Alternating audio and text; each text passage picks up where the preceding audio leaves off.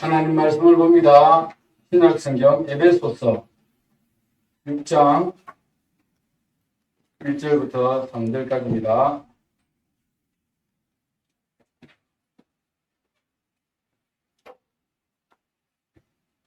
에베소서 6장 1절부터 3절입니다.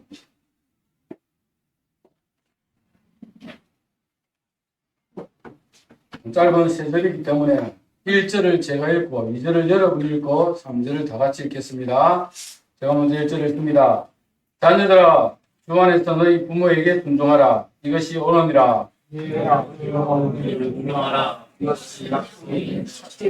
같이 읽습니다. 이로써 내가 잘되고 하나님께서 장수하리라. 네. 오늘은 어버이 주일입니다. 국가에서 정한 어버이날은 5월 8일이죠. 예, 그렇습니다. 국가에서 정한 어버이날은 5월 8일이지만 교회에서 정한 어버이 주일은 항상 해마다 5월 둘째 주일입니다.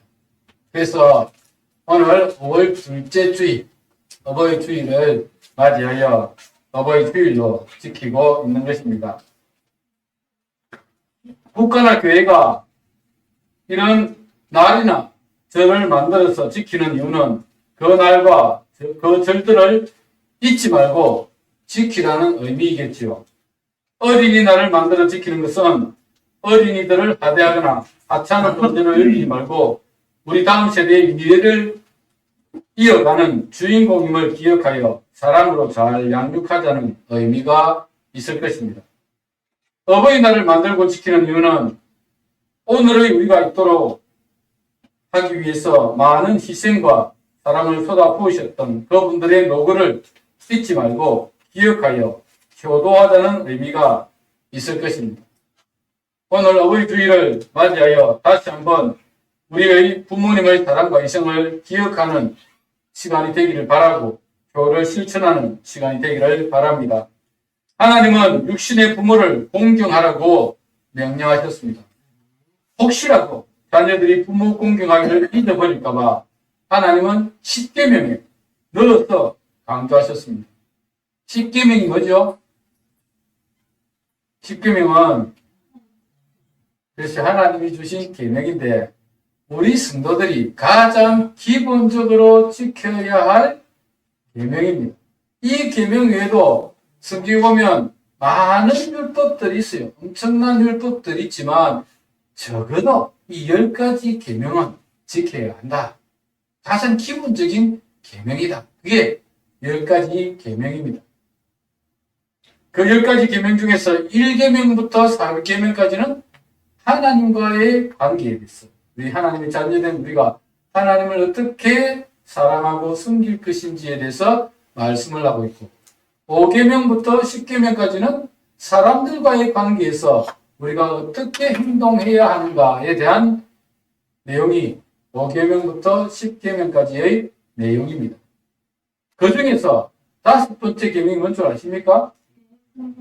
그렇죠. 내 부모를 공경하라. 부모님 공경하라는 것입니다. 다시 말씀을 드리면 사람과의 관계에서 제일 먼저 해야 되는 일은 부모 공경이다. 이 말입니다. 그 외에도 5는 부모님 공경, 6은 살인하지 말라, 7은 가늠하지 말라, 8은 도둑질하지 말라, 9는 거짓말하지 말라, 10은 남의 것을 탐내지 말라. 우리 성도들이 가장 기본적으로 지켜야 하는 그런 규칙들을 주셨지만 그 가운데 5번째 사람들과의 관계에서 첫 번째 계명은 부모님을 공경하라는 것입니다. 그만큼 부모님의 사랑과 희생을 잊지 말고 보답하라는 말씀이겠죠. 오늘 본문 2절에서도 이렇게 말씀하고 있습니다. 내 아버지와 어머니를 공경하라. 이것은 약속 있는 첫 계명이니 그렇게 말씀하고 있습니다. 내 아버지와 어머니를 공경하라. 이것이 약속 있는 첫 계명이다. 그렇게 말씀하고 있습니다. 여기에 부모님을 공경하라고 말씀하시면서 이것이 약속이 있는 첫 계명이다라고 말씀하셨는데 이 약속이 있는 첫 계명이다라는 의미가 무엇일까요? 하나님께서 인간에게 10가지 계명을 주시면서 인간이 반드시 지켜야 할 의무사항으로 우리에게 10계명을 주셨습니다. 이 10가지 계명을 지키면 내가 보상을 해주겠다. 그런 말이 나오지 않습니다. 그냥 하나님은 이 10가지 계명을 지키라. 그렇게 말씀하셨어요. 왜냐하면 하나님의 백성이라면 반드시 지켜야 하는 의무사항이기 때문에 그렇습니다. 마치 우리나라 백성이 우리가 한국에 태어났기 때문에 대한민국 국민으로서 헌법을 잘 준수해야 하는 것과 똑같은 이치입니다. 이 10가지 계명 중에 유일하게 지키면 내가 보상을 해주겠다라는 계명이 이 5번째 계명입니다. 성경을 자세히 보십시오. 어느 계명에서 이것을 하면 내가 보상해주겠다 그런 말이 안 나와요. 그냥 살인하지 말라, 간음하지 말라, 도둑질하지 말라, 거짓말하지 말라, 탐내지 말라 이런 것들밖에 없지. 이거 하면 이거 해주겠다 그런 말 없습니다. 그런데 유일하게 딱 하나 약속이 있는 계명은 5번. 내 부모를 공경하라는 거죠. 출애굽기 20장 12절을 한번 읽어드리겠습니다. 5번째 계명입니다. 내 부모를 공경하라. 그리하면 내 하나님 여호와가 내게 준 땅에서 내 생명이 길리라. 부모를 공경하면 장수의 복을 주겠다. 그렇게 말씀하고 있는 것입니다. 10계명은 두 곳에 나옵니다. 알고 계십니까? 출애굽기 20장에 나오고 또 하나는 어디 나올까요? 신명기 5장에 나오죠. 그렇죠. 우리 김무석 집사님 정말 참 잘 배웠습니다. 신명기 5장에 나옵니다. 신명기 5장에. 그 신명기 5장에는 조금 더 복이 더해졌습니다. 제가 한번 읽어드리겠습니다. 5장 16절인데요. 제가 읽어드리겠습니다. 너는 내 하나님 여호와께서 명령한 대로 내 부모를 공경하라. 그리하면 내 하나님 여호와가 내게 준 땅에서 내 생명이 길고 복을 누리리라. 내 부모를 공경하면 내 생명이 길고 즉 장수의 복은 똑같습니다. 그렇죠? 근데 또 하나 더 붙였죠. 복을 누리리라. 하나님이 주시는 복을 누리게 될 것이라는 것입니다. 하나님은 이렇게 부모를 공경하는 자에게 복을 주실 것을 약속하셨습니다. 이것이 약속이 있는 첫 계명이다. 그 말씀입니다. 그렇다면 왜 하나님께서 그렇게 복을 주실 것을 약속하면서까지 부모를 공경하라고 말씀하고 있습니까? 그것은 부모 공경이 쉽지 않기 때문에 그렇습니다.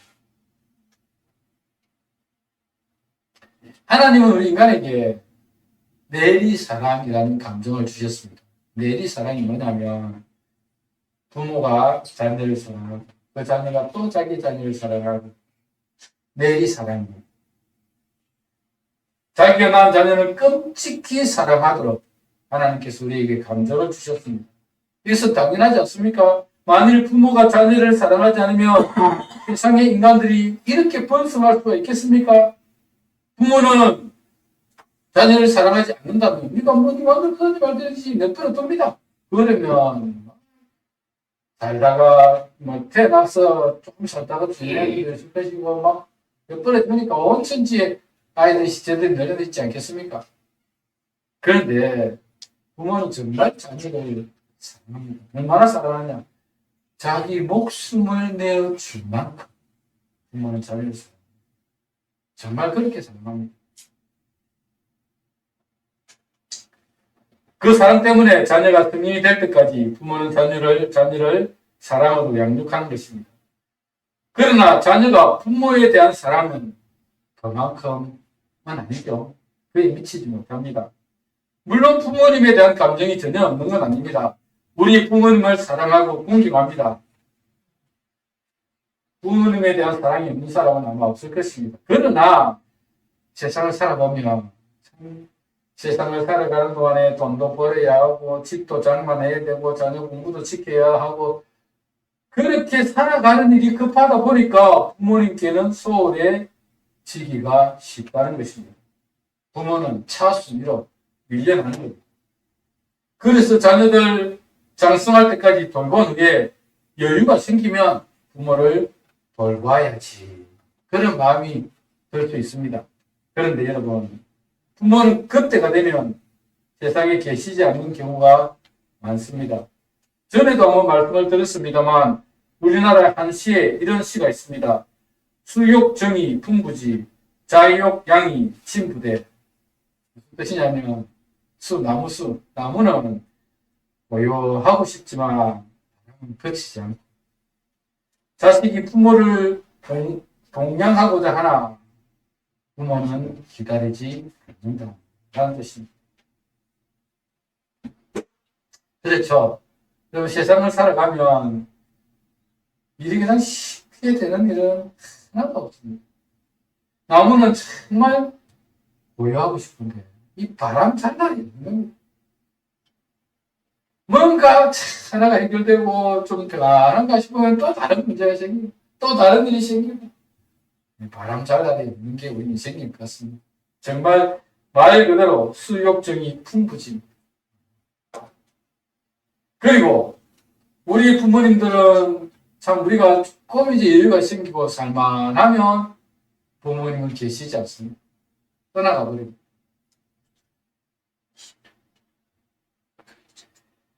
그래서 우리는 평소에 부모님을 사랑하고 공경해야 합니다. 여유가 생기면 해야지 하면 넣습니다. 아니 그렇게 하면 정말 부모님께 효도 한번 못하고 끝날 수가 있습니다. 효도는 다음에가 아니라 지금 당장입니다. 그러면 바쁘기도 하고 돈도 여유가 없는데 그리고 내 삶이 힘든데 어떻게 해야 합니까? 라고 질문할 수 있습니다. 여러분 부모님께 효도하는 것은 많은 시간과 돈을 들여야 하는 것은 아닙니다. 물론 여유가 있고 돈이 많으면 부모님께 용돈도 두둑하게 드리고 부모님과 여행도 다니고 하면 좋습니다. 하지만 여유가 안 되는데 굳이 빚을 내서 여행도 보내드리고 용돈도 많이 드리고 할 필요는 없습니다. 부모님도 자녀들이 빚을 지면서까지 그렇게 봉양하는 것을 원치 않을 것입니다. 우리가 할 수 있는 형편에 맞게 부모님을 기쁘시게 해드리면 된다는 말씀입니다. 해외여행은 못 보내드리더라도 부모님을 찾아뵙고 조촐하게 식사라도 하고 좋은 선물은 못 해드리더라도 카네이션을 사서 가슴에 달아드리고 자주 전화를 드려서 부모님의 말벗도 되어드리고 우리가 할 수 있는 그런 일들을 하면 된다는 것입니다.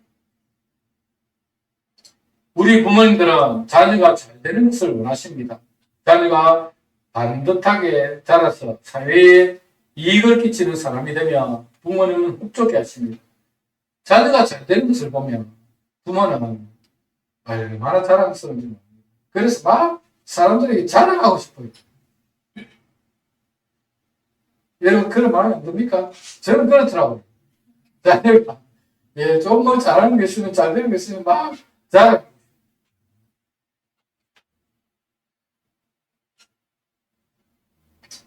그리고 그런 자녀를 볼 때마다 부모는 흐뭇해 하시는 것입니다.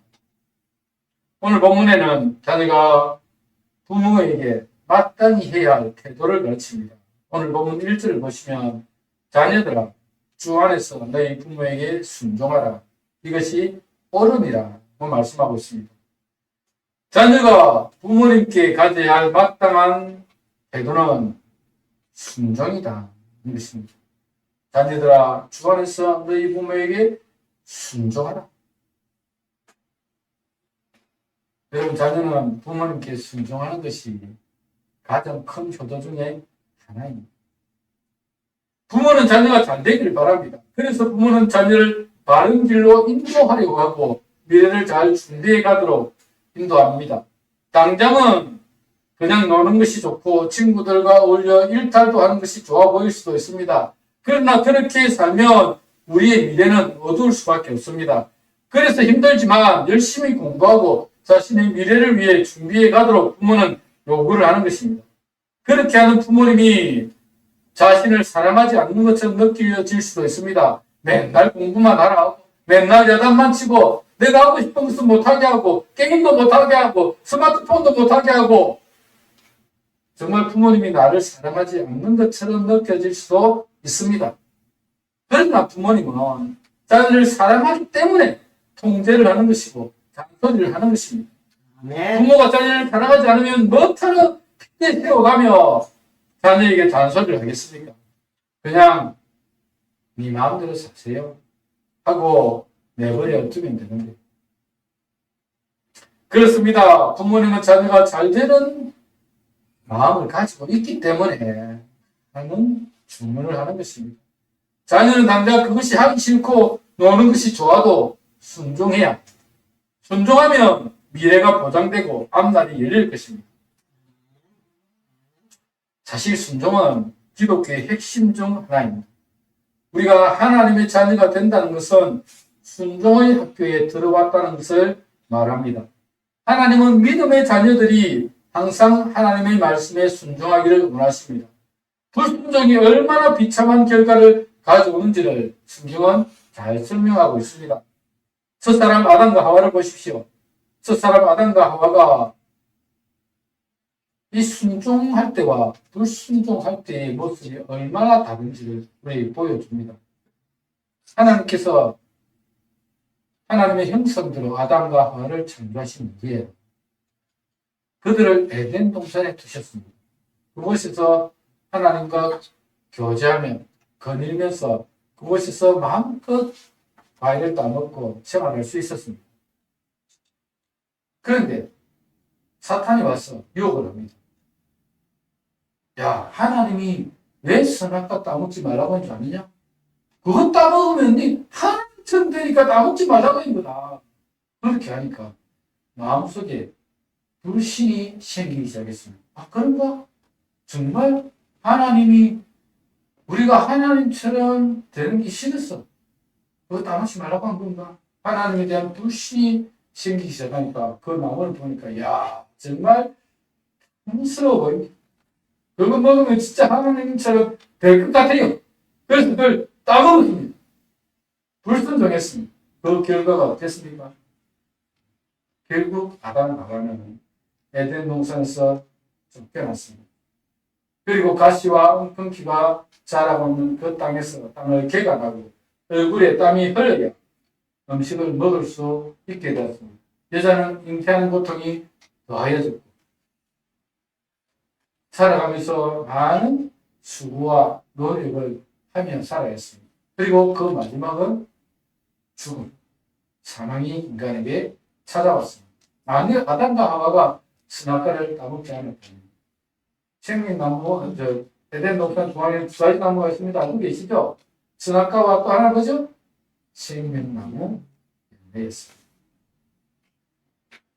선악과 따먹고 생명나무 열매를 따먹었으면 우리가 안 죽어도 되지 않습니까? 이런 죽음의 공포를 느끼지 않아도 될 것입니다. 그런데 생명나무 시대가 아니라 선악과를 다 먹으면 결국은 인간에게 죽음이 찾아왔습니다.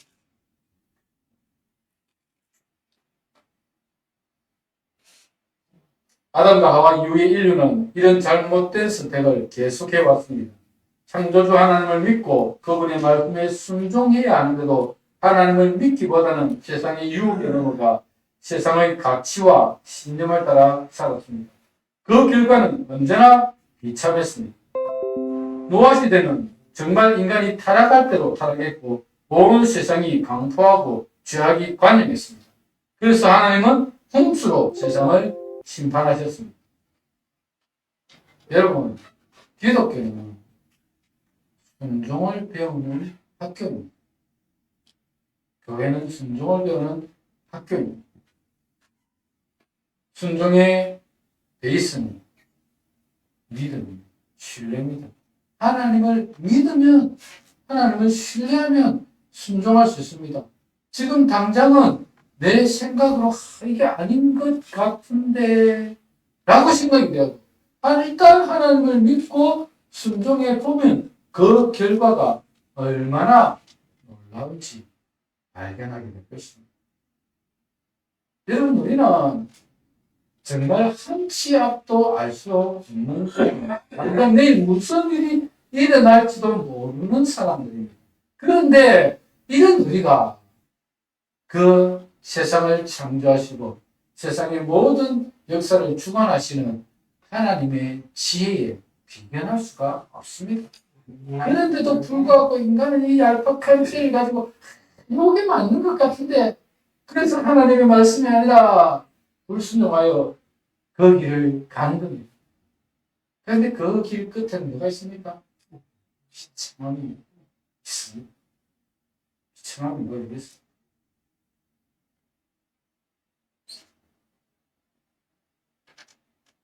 지금 당장은 내 생각이 옳고 내가 하는 행동이 옳을지 모르지만 마지막 결과를 보면 내 생각이 아니라 하나님의 말씀이 옳았다는 것을 깨닫게 될 것입니다. 우리는 한 치 앞도 내다볼 수 없는 인간이기 때문에 내 뜻이 아니라 하나님의 뜻을 따라 살아가야 합니다. 내 마음대로 사는 것이 아니라 하나님의 말씀에 순종하며 살아가야 합니다.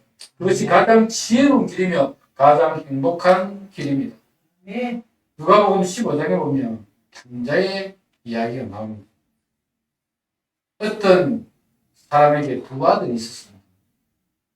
두 아들이 있었는데 그 중에 둘째가 아버지에게 나에게 유산을 미리 상속해 주십시오. 내 몫의 유산을 미리 상속해 주십시오. 라고 이야기를 했습니다. 아버지가 말렸죠. 야, 안 된다. 무슨 소리 하는 거야? 둘째는 막무가내 있습니다. 내가 저 다른 나라를 봤어. 내가 장사를 내가 돈 엄청나게 벌어올 자신 있습니다. 그런데 재산을 상속해 주십시오. 때를 막 썼습니다. 안 된다고 말로 해봤지만 계속 때를 쓰니까 어떻게 아들을 이길 수가 있겠습니까? 아버지가. 그래서 재산을 딱 떼어가지고 일단 네 몫이다 나눠줬습니다. 그래서 둘째가 그 재산을 다 팔아서 다른 나라로 타국에 가서 장사를 해버려버렸습니다. 가보니까 아는 사람이 있습니까? 또 무슨 장사를 해서 어떻게 해야 될지 막막했습니다. 그래서 그곳에서 좋지 못한 친구들을 사귀기 시작합니다. 좋지 못한 친구들과 사귀니까 즐겨오면 그가 허랑방탕하여 자기가 가지고 갔던 재물들을 재산들을 다 허비하였더니 마침 그 해에 또 흉년이 들었네요. 흉년이 드니까 정말 먹을 것이 없었습니다. 그래서 친구들을 찾아갔습니다. 그렇게 막 잘해줬던 친구들 찾아가 보니까 친구들이 문전박대 한 겁니다. 좋을 때 친구지. 잘해줄 때 친구지. 거지 같은 자기를 누가 받아주겠습니까? 문전박대 했습니다. 그러니까 이 사람이 할 수 없어서 남의 집에 모습으로 들어가서 돼지 치는 일을 시작했습니다. 돼지 치는 일을 하는데 얼마나 배가 고팠던지 쥐염열매라고 합니다. 이 쥐염열매는 정말 아무 맛도 없는 무는 시원한 맛이라고 했죠. 그죠? 무를 보면 제가 무를 굉장히 좋아합니다. 무를 먹으면 시원합니다. 무는 정말 수분이 많아요. 무가 몸에 굉장히 좋습니다. 무를 먹으면 시원하게 나타났어요. 그런데 이 쥐염열매는 아무 맛도 없습니다. 그래서 돼지에게 줍니다. 그런데 그 쥐염열매로 배를 채우려고 해도 주는 이가 없었다. 그렇게 말씀하고 있습니다. 여러분, 정말 아버지를 떠나고 아버지 말씀에 불순종해서 살아가니까 얼마나 비참하게 살아가는지 우리가 이 창자의 글을 통해서 알 수가 있습니다. 결국 이 둘째 아들이 생각하기를 야, 우리 집에는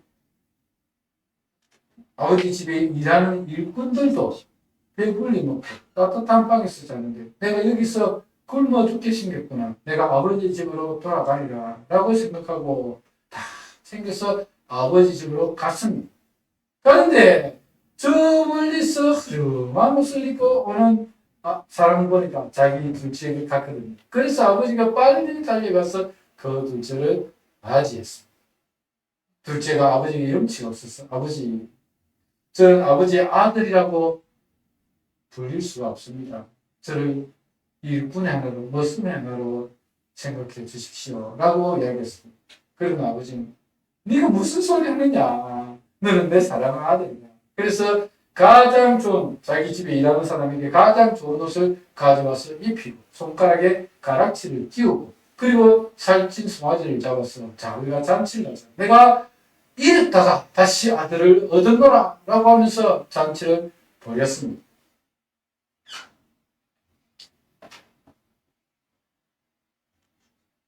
여러분, 우리 하나님은 정말 우리를 사랑하십니다. 우리가 잘못된 길을 가면 만류하시고 가장 행복한 길로 인도하십니다. 혹시라도 탕자처럼 불순종으로 만신창이가 되어도 돌아오면 언제나 맞아주십니다. 여러분은 탕자처럼 고생한 후에 깨닫지 마시고 순종하십시오. 아멘. 하나님께 순종하는 것이 가장 복된 길이라는 사실을 잊지 마시기를 바랍니다. 아멘. 하나님은 우리에게 가장 복되고 행복한 길로 인도해 주십니다. 그 하나님께서 오늘 본문에서 우리에게 이렇게 말씀합니다. 오늘 본문 에베소서 6장 1절에서 3절 보십시오. 자녀들아, 주 안에서 너희 부모에게 순종하라. 이것이 옳으니라. 내 아버지와 어머니를 공경하라. 이것이 약속이 있는 첫 계명이니 이로써 내가 잘되고 장수하리라. 하나님은 주 안에서 너희 부모에게 순종하라. 이것이 옳으니라. 그렇게 말씀하고 있습니다. 부모님께 순종하십시오. 부모님 절대로 여러분 잘못되라고 가르치지 않습니다. 어느 부모가 자녀 잘못되라고 가르치겠습니까? 잘되라고 가르치는 것이고 잘되라고 잔소리하는 것이고 잘되라고 통제하는 것입니다. 부모님께 순종해야 됩니다. 그리고 내 아버지와 어머니를 공경하라. 이것이 약속이 있는 첫 계명이니 내가 내 생명이 길고 장수하고 또 잘되게 될 것이다 라고 말씀하고 있습니다. 부모님을 공경하시고 사랑하고 존경하고 그리고 많은 돈을 들여서 그렇게 해드리지는 못하지만 우리가 할 수 있는 작은 효도라도 하는 것이 그것이 옳은 일이고 그것이 하나님께서 원하시는 일입니다. 그렇게 하면 하나님께서 우리에게 장수의 복과 또 하나님이 주시는 복을 누리며 살 수 있을 것이다 라고 말씀하셨습니다. 여러분 약속 있는 첫 계명이면 마지막 계명입니다. 10계명 잘 보십시오. 어느 계명이 네가 이렇게 하면 내가 이렇게 해주겠다, 복을 주겠다 라고 하지 않습니다. 딱 5계명, 내 부모를 공경하라. 그리하면 내가 산 땅에서 장수하게 될 것이다 라고 말씀하고 있습니다. 그리고 복을 누리게 될 것이다 라고 말씀하고 있습니다. 부모님 공경하는 것이 복 받는 길입니다. 부모님을 공경하면 여러분이 부모님을 공경하면 여러분의 자녀들이 그거 다 보고 배웁니다. 그래서 자녀들이 여러분을 공경하게 될 것입니다. 여러분이 부모님 공경 안 하는데 자녀들이 여러분 공경하겠습니까? 공경해요. 사랑하고 존경하고 내가 할 수 있는 작은 것이라도 그거를 다해야 합니다. 그런 때에 자녀들이 보고 배우는 것이 하나님이 우리에게 복을 주실 것입니다. 여러분들이 부모님의 기쁨이 되시기를 바랍니다. 잠언 24장 5절에는 이렇게 말씀합니다. 내 부모를 즐겁게 하며 너를 낳은 어미를 기쁘게 하라. 이렇게 말씀합니다. 자녀에게 부모님에게 여러분이 기쁨이 되는 삶을 사십시오. 기쁨이 되는 삶은 너를 다해서 공경하는 것도 있지만 여러분이 잘된 반듯하게 살아가는 부모님의 기쁨이 됩니다. 그래서 세상에 열심히 살아가시는 그래서 여러분이 정말 부모님의 기쁨이 되었으면 좋겠습니다. 자녀가 그 부모님의 뜻대로 훌륭하게 자라면 그보다 더 기쁜 일이 없을 것입니다. 그래서 부모님 자녀를 볼 때마다 정말 가슴이 뭉클해지고 또 자랑하고 싶고, 자녀가 자녀 볼 때마다 마음속에 참이 프라이드가 자랑이, 자존감이 커지는 그런 자녀들이 되면 얼마나 좋겠습니까? 그런 자녀들이 될 수 있도록 기쁨 되었으면 좋겠습니다. 사랑하는 여러분들이 항상 부모님의 뜻을 생각하고 그 부모님의 뜻을 따라 순종하며 살아가시길 바라고, 우리를 사랑하시는 부모님의 사랑과 희생을 잊지 말고 부모님을 공경하는 여러분 다 되시기를 주님의 이름으로 축복합니다. 말씀을 기억하면서 함께 기도하겠습니다. 기도할 때 하나님, 우리가 이 땅을